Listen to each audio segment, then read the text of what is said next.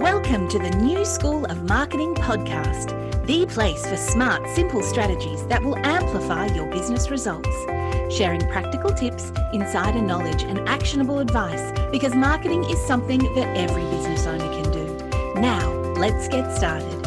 Introducing your host, Bianca McKenzie, mum, lover of snow sports, camping, horse riding, and in-demand launch strategist and Facebook advertising knowledge bank.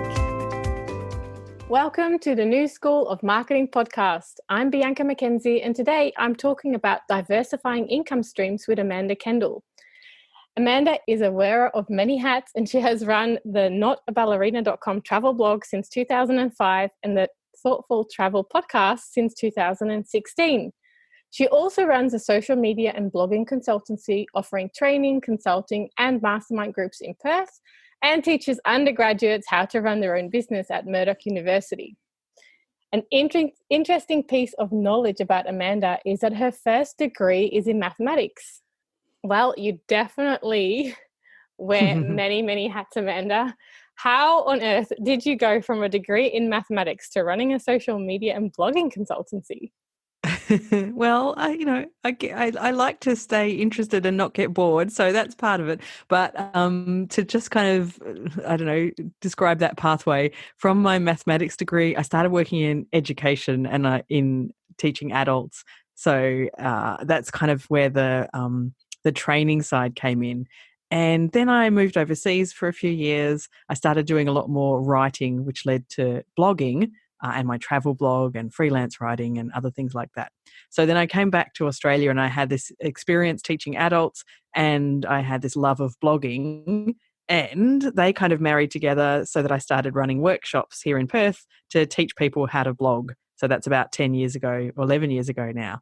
And everything else kind of followed from that. So once I was teaching blogging, I also started to have people in those workshops who were small business owners, and they were like, you can help us to figure out how to use a blog for our business. And as part of that, kind of social media came along with it. And so that actually, I think it was quite a long story short. That's the shortest I've ever told that. That's how I ended up running a social media and blogging consultancy. That is an amazing sort of pathway. And it actually flows really naturally if you think about it. It's not something completely different. Well, mathematics is slightly different, but it's a good yeah, that was a blip. But I kind of ended up, combining all of the different things that I really enjoy doing. So that was, and the mathematics has proven very useful because it makes me be like a good bookkeeper for my business, and I don't know, it helps me think strategically and stuff, I think. So all in all, it's all of these different parts of life kind of have just, come together to be what I do now. And I get to do lots of things that I really enjoy. I find that really, really amazing, and it's really cool. But you're wearing so many hats. How do you make sure that you stay organized? I mean, there's a podcast, there's a blog, well, there's 2 blogs and all these other things. How do you stay clients organized? And workshops and public speaking and goodness knows what. Yeah. And the thing is, I often tell people I'm really unsuited to being a small business owner because I don't think of myself as particularly organized, and I'm not necessarily particularly disciplined, but somehow I managed to keep it all running, and I am very deadline driven. So I think my key to being organized about things is to make sure I know when everything has to be done, and to know about myself that I'm really good at doing things with a deadline and not very good at doing things if there's no particular deadline. So I make sure I have deadlines and accountability to make sure that everything gets done when it needs to get done. And that saying, ask a busy person if you need something done. So I think, because I'm kind of always fairly busy, but happily busy, then I think that helps me sort of stay organized. But really the biggest thing for me is accountability. And so I have lots of different ways to keep me accountable. I have lists and schedules and plans galore. They're stuck all over the wall. I have people who keep me on target, like my mastermind friends. I have a business coach. I pledge, to lots of people, I need to get X done by Y date. And I think that for me is like a real key to staying organized. Yeah, wow. You're juggling a lot of things by the sound of it. Yeah, but it's fun. Otherwise, I get bored. I have been down the path of trying to be more focused on just one part, or one more niche business idea, and I just found that I couldn't do it well because I didn't have like a task to swap to that was more interesting. If I got kind of bored with that, I Yeah. found that I really needed to, yeah, for a long time, because a lot of the advice is always to be very focused in your niche and everything. And it took me a few years to realize that that's just never going to work for me. So it actually works better for me having all of these different things going on. Yeah, being a multi-passionate entrepreneur, I like it. I think it works for a lot of people. So whatever works for you, right? Yeah, And exactly. this is exactly what we're talking about today. So we often hear about the importance of diversifying, especially our income streams, like doing different things. So with so many hats, I think you kind of mastered this. Can you tell us a little bit more about the importance of having diverse income streams, like especially the time that we are in right now? I think it's really, it's fascinating. Yeah, so I'm especially grateful now in COVID times that I have diverse income streams. But I've always seen it as quite an advantage because things come and go. And like for it must be 5 or 6 years ago, I'd had quite a lot of my income was from running workshops through a particular program here in Perth. And then suddenly they looked under threat. And I kind of freaked out thinking, wow, that's like, was probably at the time maybe not quite half, but a good third or more of my income, like enough that it would make a huge difference to suddenly lose all of that. And I really freaked out. And I always remember the drive home from the meeting where I learnt that. And on the way home, my brain was ticking over, and I'd realized another way I could kind of do a similar service and replace that income, to the point where I actually drove to a place that I'd vaguely heard of, not far from home, where I thought that could be a workshop space, and spoke to them. Like before I'd even got home, I'd found a way to kind of diversify out of there. But I think it's, even without being COVID times, things change all the time.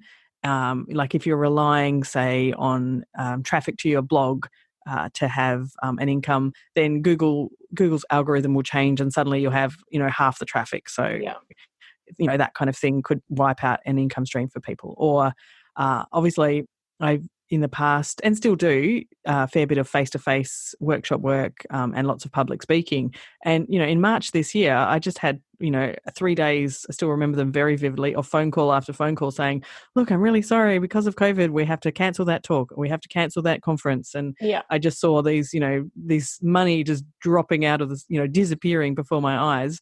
But I had all these other income streams that I managed to find ways to use them instead, so that I could still, pay the mortgage and do everything. So yeah, it's really, really important. I think, especially as a small business. And I've heard people say that as an entrepreneur, you need 7 income streams. Oh, like, I don't know where that number comes from, but just, a number of them. And I always get fascinated because it doesn't need to be just business things. Like it doesn't need to be, workshops or online training programs. Like you can have, well, right now that probably is not a good investment, but like an Airbnb property, or rental properties, or shares. Like it could always be an outside interest. Like I find it really fascinating that you run, that you teach undergraduates, but then you also run a travel podcast and Yeah. a blog. So they're very different, very different focus. And I think it would be really good for people to think about having different income streams and what can you make money with. And right now, I'm even talking to my husband. I'm like, can you do some podcast editing? Maybe you can make some money on There the you go. side, even Yeah, when you have a job. exactly. So Yeah, that's the thing. There's so many different things that are possible. And I think often it's just about kind of being open to it. Like with the university teaching that I do, I love doing it, and it's a completely natural fit given all the other things I've done. But I didn't even go looking for it. It was just a matter of, I knew some people who needed this person, which turned out to be me, and they just thought, oh, Amanda has done this teaching, or she runs her own business. This might be the right, maybe she would like to do it. We'll ask her. And I was like, oh, perfect. I'd love to do it. And, especially during this year, it's been great to have that as a more certain income stream amongst all the rest. So yeah. You just never know.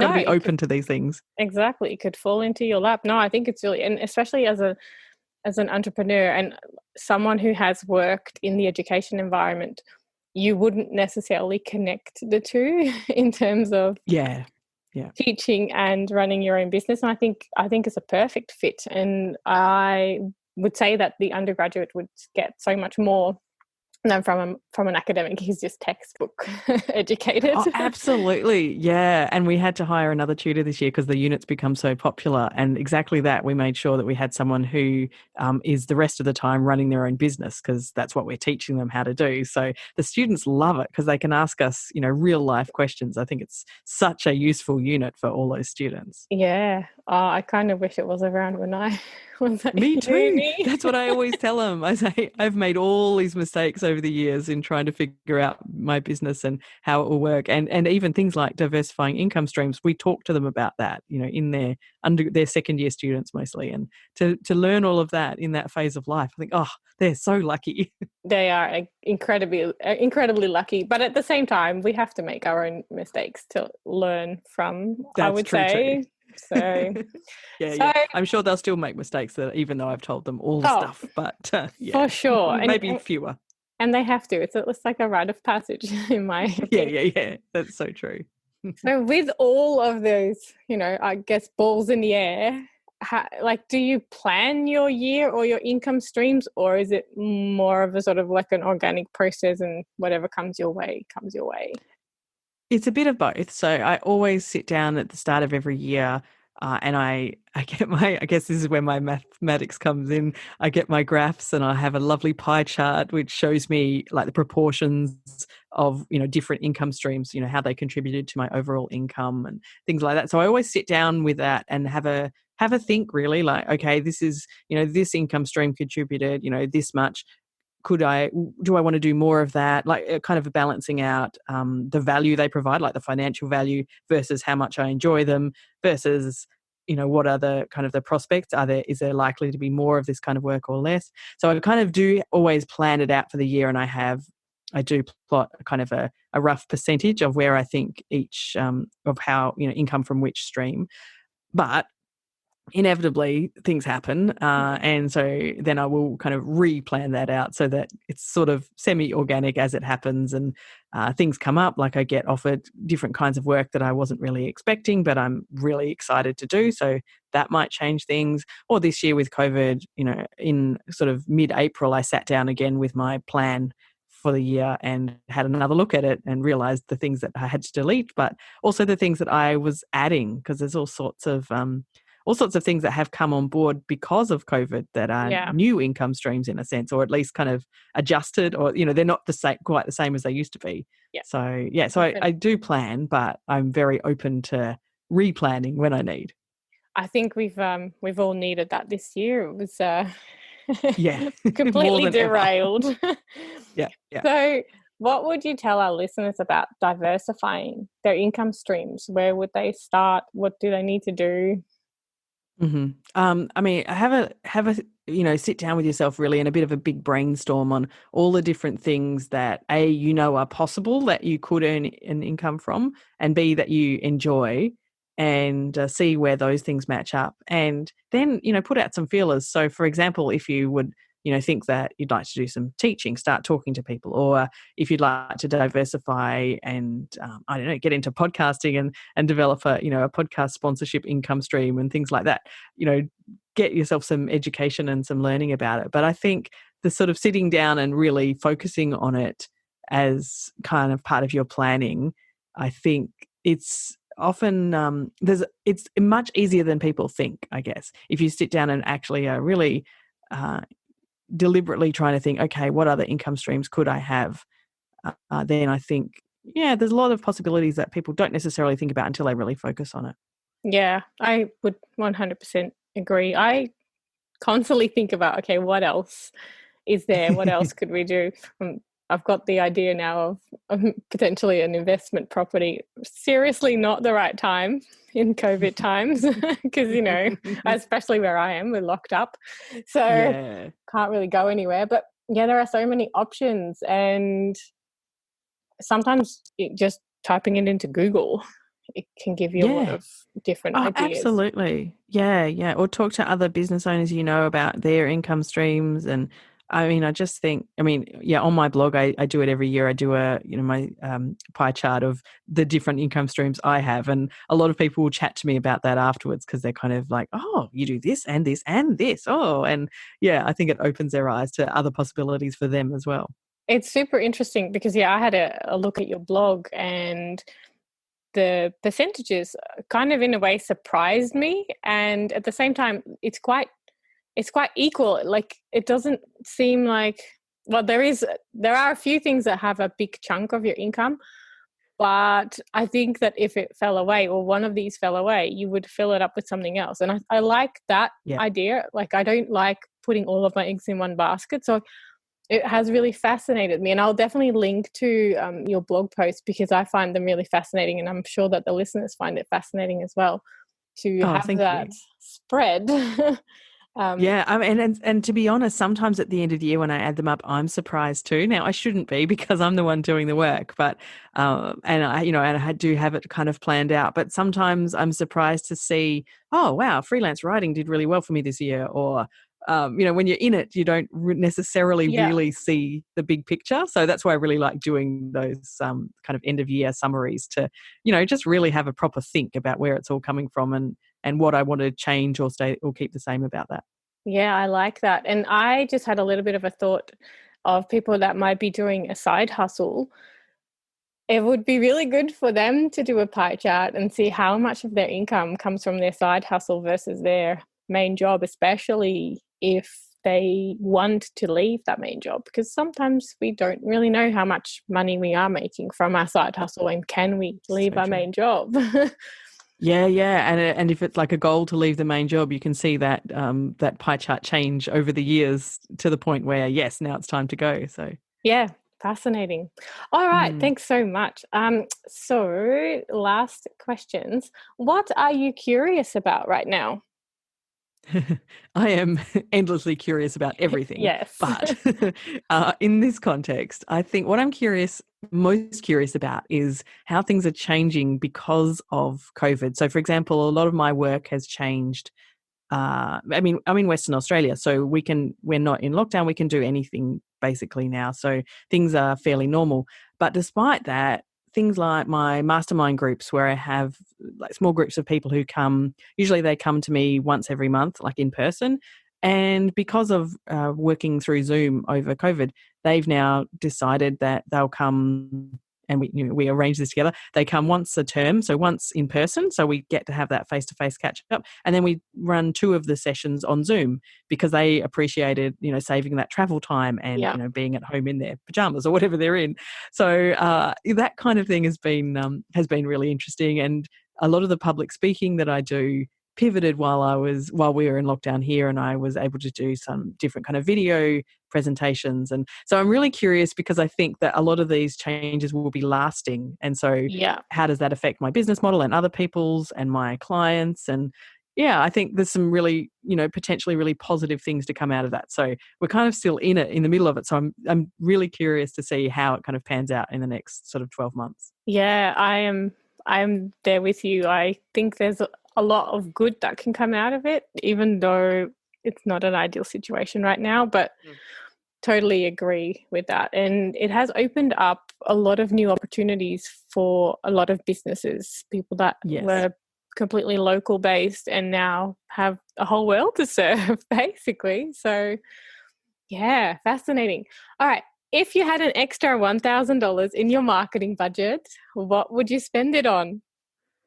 I have a long list, but if I had to choose one thing, I would actually choose to Well, especially from my travel side, and a lot of my clients would have this experience too. I think there's a lot of opportunities in Pinterest. I've always used Pinterest quite a lot. It's always been pretty successful for me. But if I had an extra $1,000 in my marketing budget, I would use it better by outsourcing it to a fabulous VA who could manage it, and also experimenting with some Pinterest advertising. So I think that would be the thing I would do right now with that magical money. I think that would work really well for travel business, especially now. I'm living vicariously through Pinterest travel. That's so true. You're not alone. Or you can at least still travel your state. I know. We're very, very lucky. Yes, we can't leave Western Australia, but we can do pretty much anything here. I know we are so lucky. It is a big state. It's a pretty empty state, but it is still a big, beautiful place. So I'm very lucky. I haven't been there, but I can travel 5 kilometers. It's exciting. All righty. One day you'll have to come over.